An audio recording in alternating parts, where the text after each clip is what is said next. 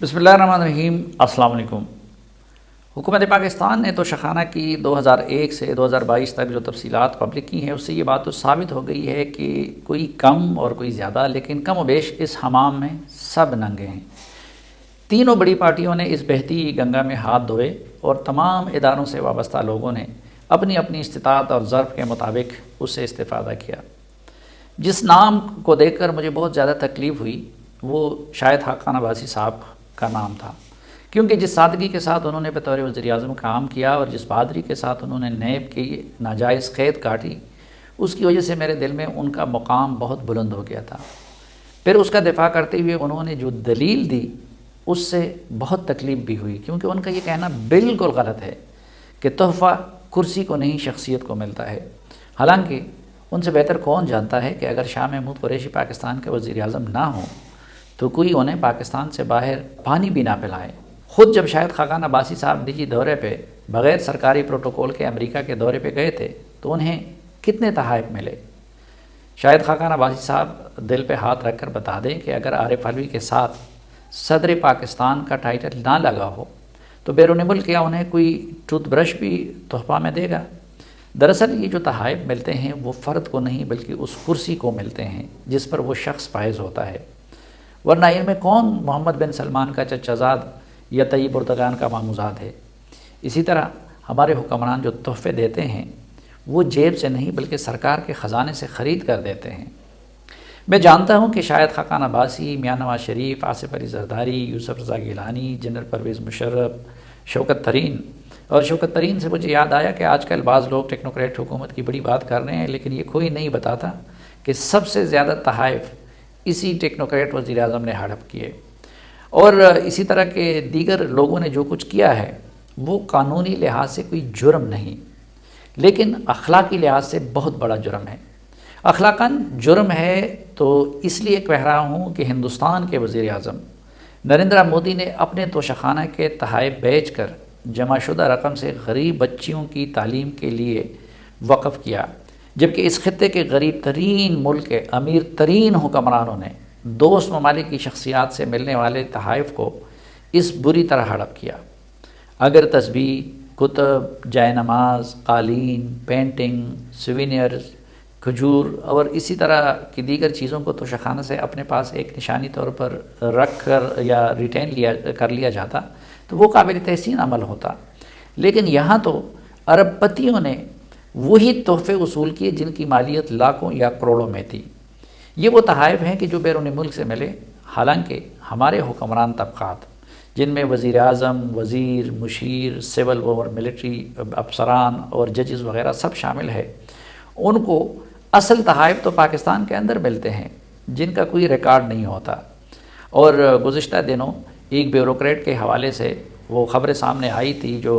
عثمان بزدار صاحب کے سیکٹری ہوا کرتے تھے کہ ان کی بیٹی کی شادی کے موقع پہ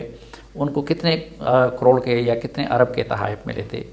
اس لیے اخلاقیات کا درس دینے والی تینوں بڑی پارٹیوں کے رہنما اور سول ملٹری بیوروکریٹس یا دیگر مستفید ہونے والے افراد اس معاملے میں اس خطے کی قابل نفرت ہستی نریندر مودی کی تقلید کرتے تو ہم ان لوگوں کی تحسین پر مجبور ہوتے، کیونکہ یہ تحفے اس ملک کے اربپتی حکمرانوں نے وصول کیے جن کے کروڑوں باسی آج بھی خط غربت سے نیچے زندگی گزار رہے ہیں۔ یہاں کے لوگوں کو بنیادی ضروریات میسر نہیں ہیں اور اس کے اربپتی حکمران وہ کروڑوں کے تحائف ہڑپ کرتے ہیں تو یہ ان کو زیب نہیں دیتا۔ اس لیے اب سیاسی غیرت کا تقاضا یہ ہے کہ ان میں سے جو زندہ ہے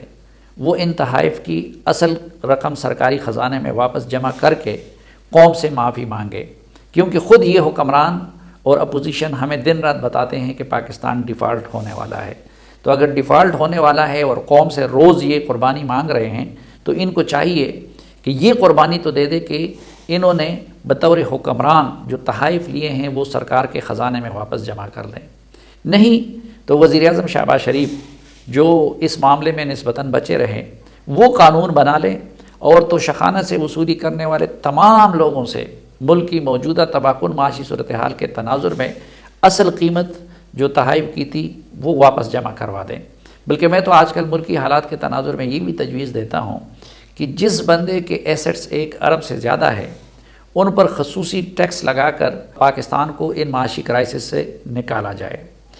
آگے بڑھنے سے قبل ایک اور بات کی وضاحت ضروری سمجھتا ہوں، اور وہ یہ کہ اس وقت ہر کوئی توشخانہ کہل رہا ہے، لیکن کوئی اس شخص کو خراج تحسین پیش نہیں کر رہا جنہوں نے اس ایشو کو منظر عام پر لانے کے لیے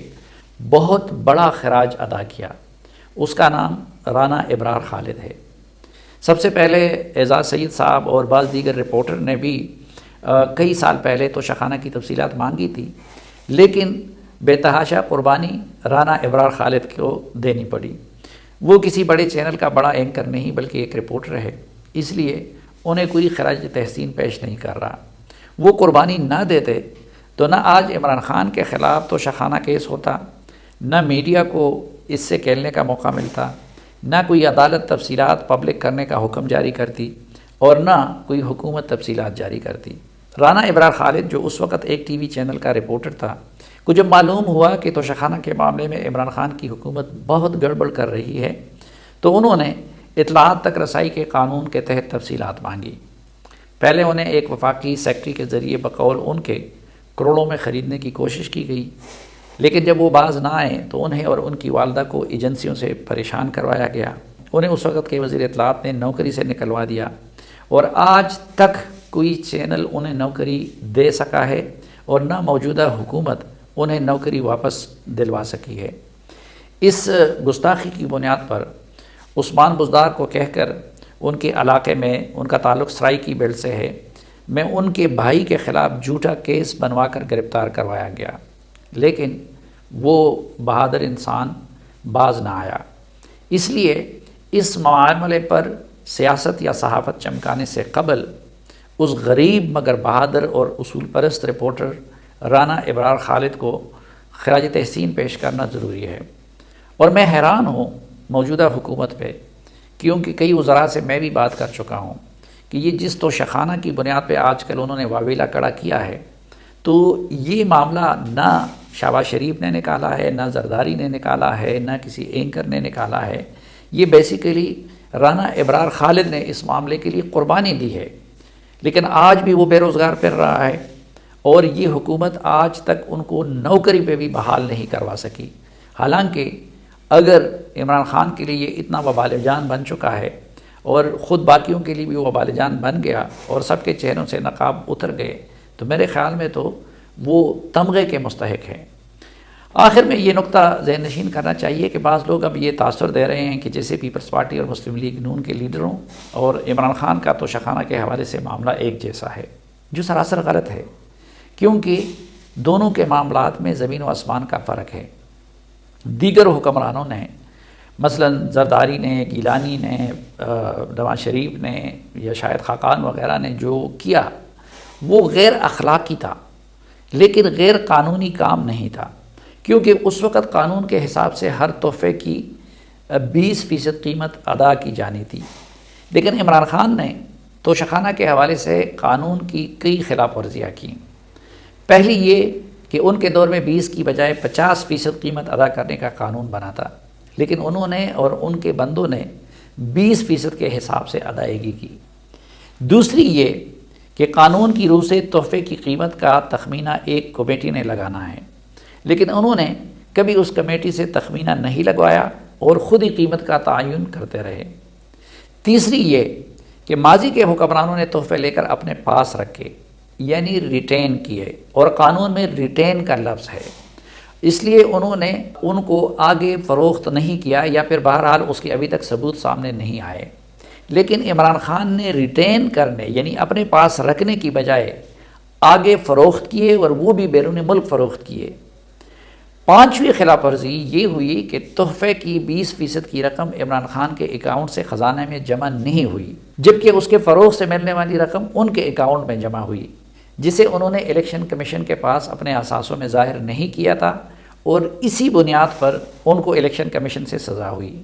چھٹی یہ کہ انہوں نے یہ تحائف فروخت کرنے کے لیے پرائیویٹ جہاز سے بیرون ملک بھجوائے، اور یوں کسٹم رولز کی خلاف ورزی ہوئی۔ اور ساتویں یہ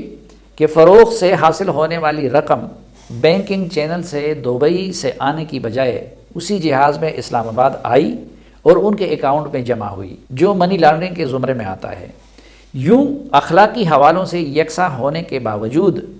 قانونی حوالوں سے عمران خان کا معاملہ دیگر سے مختلف ہے، اسی لیے وہ عدالت میں پیش ہونے سے گریزاں ہیں، بہانے بنا رہے ہیں اور نہیں چاہتے کہ ان پر فرد جرم عائد ہو، کیونکہ وہ جانتے ہیں کہ اس کیس میں ان کا بچنا ناممکنات میں سے ہے۔